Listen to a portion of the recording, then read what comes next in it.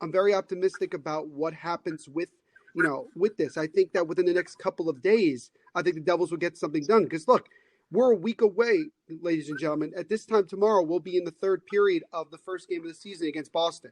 We need, the Devils want to get their team kind of finalized and ready to go. So that is what, I'm hoping for. And I'm hoping that, they can get a deal done sooner rather than later.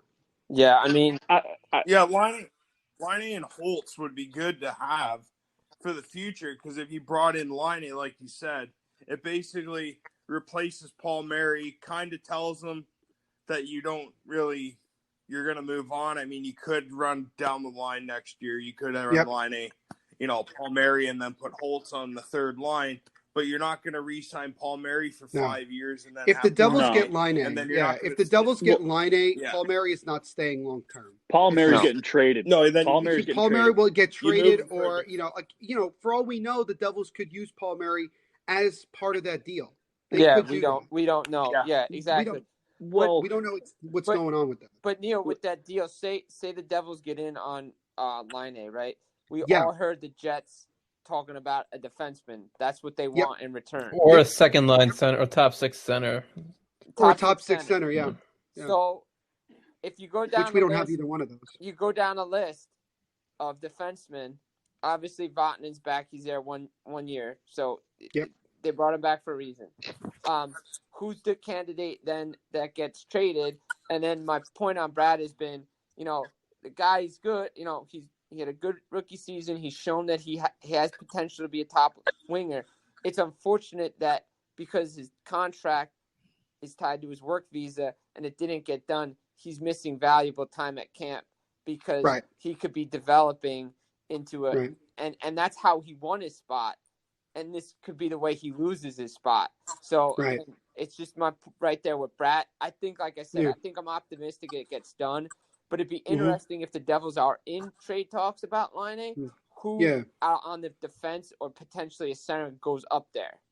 Yeah, I think when you look at, I'll answer the first part of your question. Talking about from Laine's perspective, if, first of all, again, let's say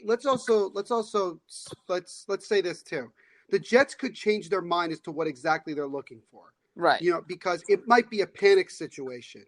Like I said, it's not like the deal is going to it's not like the Devils have to make a deal before the season starts. No. They could very well let it play out like the Jets might let it play out. The Jets could be middle of the pack or towards the bottom of the teams in the Canadian division, and they might just decide, okay, well, we're probably going to lose Laine, so let's move him now at the trade deadline. And then the Jets will just be like, well, we'll just try to get as much as we possibly can. And that makes it easier for teams to then maneuver to say, okay, we don't have to give them exactly what they want. We can kind of find a middle ground where we don't really feel like we're breaking the bank when it comes to it.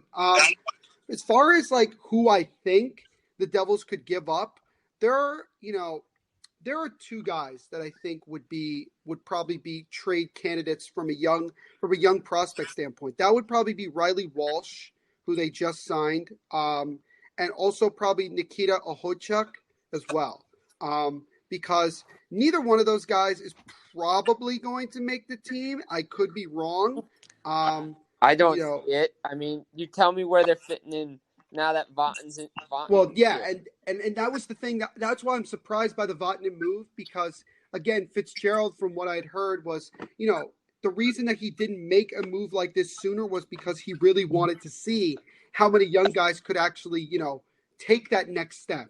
And the only young guy on the defense that we have that really is almost a guarantee to make the team this year is Ty Smith. I mean, we don't know what Kevin Ball's situation is. Nikita Okhotiuk, we don't know, how far he's gotten. Riley Walsh, same thing. And it sucks because the AHL season isn't starting right away. So so a lot of these guys, they're going to be waiting around for another month or two before they can even get back on the ice after training camp. I mean, I think for the Devils, if they're going to get Laine, they're going to have to give up like Damon Severson off their blue line. I agree. Or Ty Smith. If they're going to give up a forward, I don't even really. Paul Mary. No, I don't even think Paul Mary he doesn't have any term on his deal. That the Jets are not. Yeah, he's a free agent at the end of the year. Yeah. They don't want to take a rental. That's. I mean, I wouldn't even know. I guess you'd have to give up like one of Nico or Jack Hughes. That's why No. no, those guys are again. Line A is the guy. I don't think he has any stock right Line now. A is the guy who you scored have to 40 go goals off a of, year. I mean, they're not right. giving him up for a bag of peanuts. Like when you see the Columbus Blue Jackets say, or I should say Pierre-Luc Dubois saying he wants out of Columbus, that makes sense. You know, Line A for Dubois kind of swap. The Devils don't have a player like that they could give up to get Line A unless you want to give up like Alexander Holtz and Ty Smith and like a pick. Right. I'm not up for futures and players that don't want to be somewhere. Well, that's the thing. Nobody here wants to see the Devils give up a massive chunk of their future when we all know damn well that we're in a rebuild. I mean, that's what we just got to call it like it is. We're a rebuilding team. We're not a team that's competing for a Stanley Cup, ladies and gentlemen. And I think if the Devils were to make a move like that, it's going to have to go one of two ways. Either they wait till the trade deadline and they can sneak away with not having to give up a king's ransom, which we've seen in the past, folks. We've seen in the past where it's not a king's ransom. I mean, other than the 5th overall pick, did the New York Islanders really give up a king's ransom for who they get from Ottawa? Help me out here, guys. John Gabriel Pajot. Did they really give up a king's ransom for the guy? Did they give up a couple first-round picks for him, or like I think they gave up 2. Yeah, they did. There was like 2 or 3. Yeah, they gave up a lot of picks. That's what I remember. Well, did they give up a lot of their young players?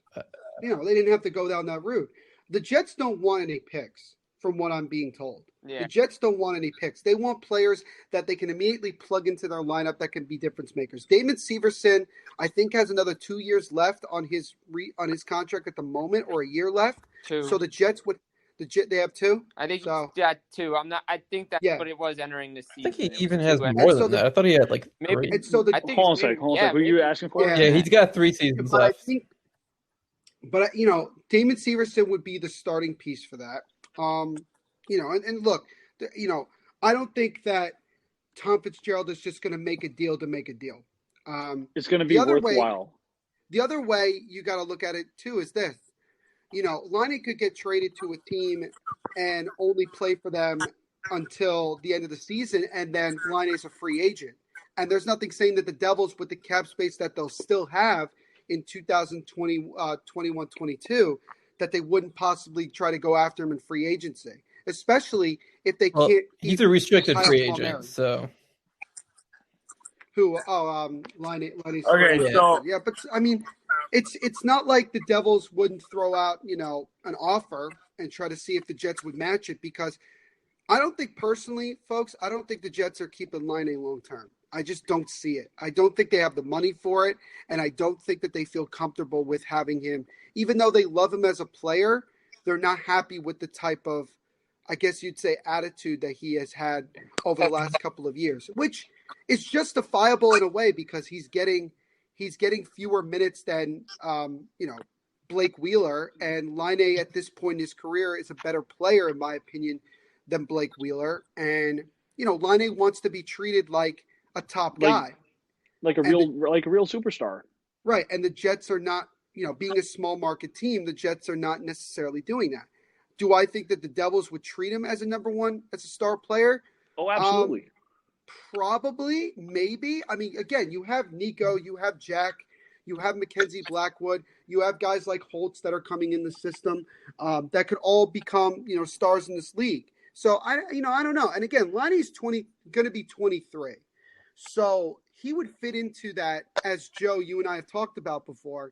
He fits into that whole age group of what Fitzgerald was talking about what he wants his team to be. He wants a lot of his main, talented players to be in that same age range. He wants them to build together. Look, I'm not, there has been absolutely no rumors that the Devils are once again on the Laine train. I just brought it up because of the Jesper Bratt situation. And, is that something that the Devils could use to try to, get a deal done, to sign to do a sign and trade? Because I think you could do that in the NHL. Yeah, you can. And I was just going to bring that up with the Bratt situation, because wouldn't you have I mean, you don't technically have to have it in place, but wouldn't it be easier for them to move the player if the contract's already in place? Because they could, again, the way that they could do it is they could say to Brett, they say, hey, look, here's the deal. We're probably going to trade you to Winnipeg, and we want to work with Winnipeg to get a deal done for you so that when you go to the Jets, you have the deal that you want. And the Jets may be willing to do that because they might look at it and say, well, we're probably going to end up paying a lot less for Jesper Bratt than we would have ended up paying if we kept Laine, if we try to keep Laine. Because Laine is looking at something like $9-10 million a year for his major contract. I don't think Bratt is looking for $9-10 million a year. I think at most he's looking for maybe 5-6. I mean, I think Bratt looks at what the extension that Nico Hischier got last year and says, I want something similar to that because I feel like I've progressed just as much as he has, and I'm on the top line. And I think that's a fair attitude to have. But the production's not there to show. Hold on a sec. Yeah, the production for Bratt is not there to be proven for any sort of stock. So let's move on to the defenseman of the day, Sami Vatanen. Let's talk a little Finnish here. I don't mean Finnish. But anyway, so back when that was so bad. That was so bad. That's so horrible. Yeah, that was horrible. I appreciate it. But let's finish. Let's make it a little finish here, where Sami Vatanen returns after, ironically, the same GM traded him away prior to the deadline in February. Earlier I mentioned, he's going to be playing with Kuokkanen, very likely on the same team, and I would say last year on a dysfunctional defense corps. Like Vatanen played a lot of first and second line minutes, and I know he got injured, here and there during some games, but he was given a lot of tough minutes by, John Hines and Elaine Nasreddine, and the team was please don't ever mention that guy's name again, please. Well, it's not like a certain other individual. No, he's like Voldemort. It's like thou who shall not be named. I mean, I never. Who's that? Look, the signing for Vatanen. I mean, a 1 year at $2 million is not a bad deal for a guy who, for apparently the new system is very simplistic, defense system. They can come in and Lindy Ruff really likes using these guys in the power play, and that's his forte is a power play specialist. Now again, depends on where he slots in.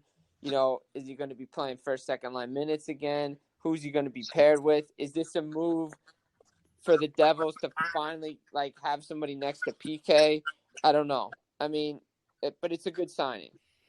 Yeah, I agree there. I think now that the Devils' defense looks quite a bit different since the last time Sammy was here. I mean, you got Ryan Murray now, and he's going to play top pair minutes. Ty Smith is probably a good bet to make the team, but we'll see what happens there. I think, unlike when Sammy was here with the Devils for the previous 3 seasons, he's not going to have to play 20-plus minutes a night on the top pair. They should be able to move him down the lineup and play him maybe third pair minutes with some, some time on each special teams unit. He's pretty good on the PK for the Devils. He's always been good on the power play. You could give him softer minutes on the third pair at even strength with Ty Smith. Could be good for him. So, I don't see too much downside to this signing, and it's only a 1-year deal. As long as they're not playing him 20 minutes a night against teams' top lines, because that's just really not the best role for him. And they have other defensemen who can take that over for him. So, he may have his flaws defensively, especially at even strength.